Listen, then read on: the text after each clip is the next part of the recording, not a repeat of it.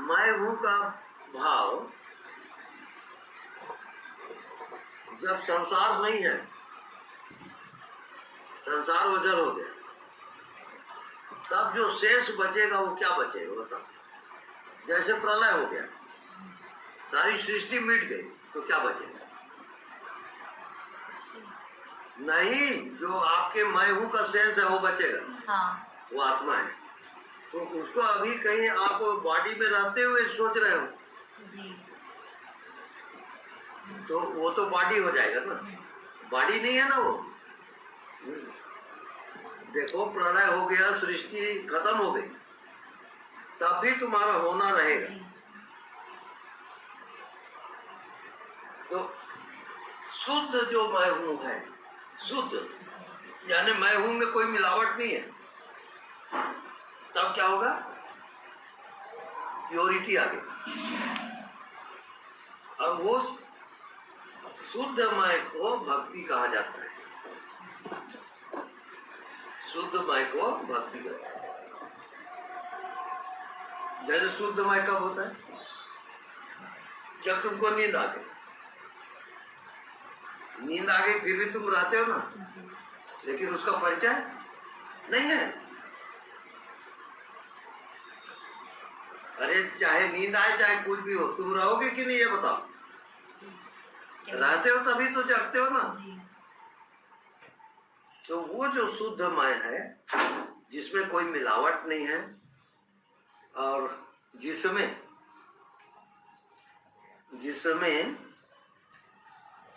जो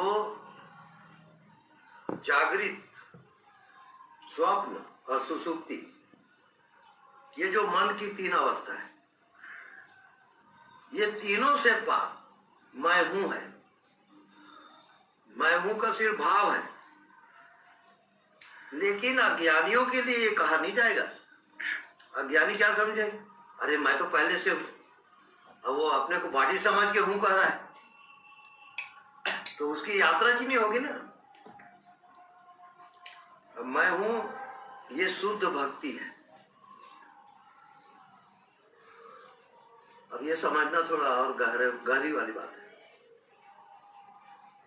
यानी मैं और हूं के बीच में भगवान भी नहीं आएगा।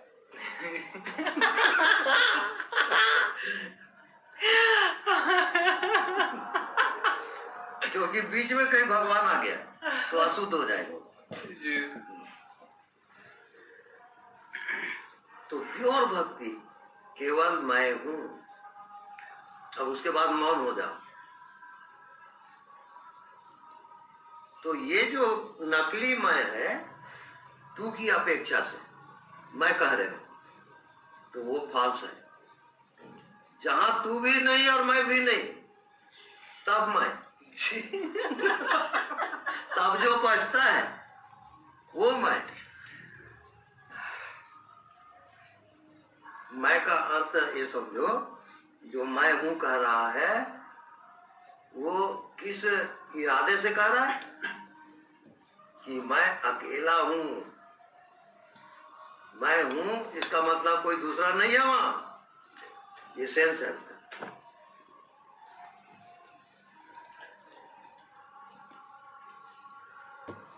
तो हर एक में दो टाइप का होता है,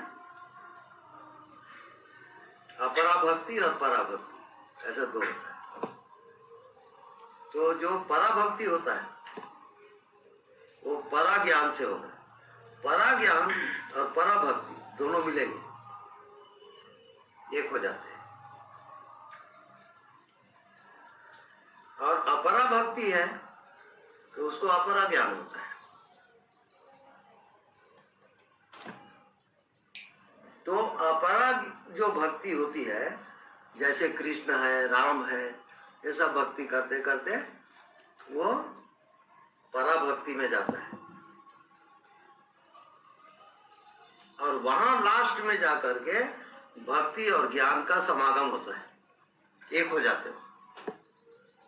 अब उसको कह नहीं सकते कि भक्ति है कि ज्ञान है, वो भी अंतर खत्म हो गया। इसको कहते हैं परात्पर बोध, परे से परे से परे से परे का ज्ञान, और उसमें प्रेम, तब वो पराभक्ति होगा। अभी अपरा भक्ति में चल रहे हो तुम। अपरा भक्ति माने उसको देखता हूं तो करुणा आती है, दया आती है, सब प्रेममय लगता है। तो ये जो दृश्य आपके प्रेम में दृश्य जुड़ा है, तो वो कहलाएगा अपरा भक्ति। और ऐसा करते करते ये दृश्य गायब हो जाएगा। तो दृश्य गायब हो गया तो परे हो गया, वो दृश्य से परे।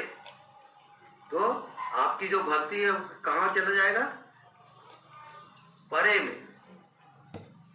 तो परे में चला गया तो अब तुम्हारा जो सेंस है, सेंस क्या है कि ये आकाश है, अंतिमता तो आकाश है। अब पराभक्ति में क्या होगा? आकाश से भी परे।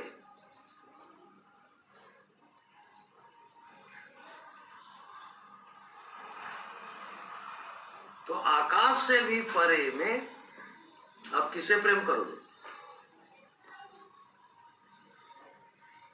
संसार से भी परे अब किसे प्रेम करोगे? बताओ, कौन बचा? अब बोलो। अब जो बचा उससे प्रेम। तो सबसे लास्ट में कौन बचेगा? तुम ही बचोगे। तो सब मैं ही बचता हूं, तो मैं से मैं कैसे प्रेम करूं? नहीं, मैं से मैं का प्रेम होगा। इसकी एक झलक आप करवाए थे स्वामी जी मेरे को गरियाबंद में, यहीं से स्टार्टिंग हुआ था मेरा कि मैं प्रेम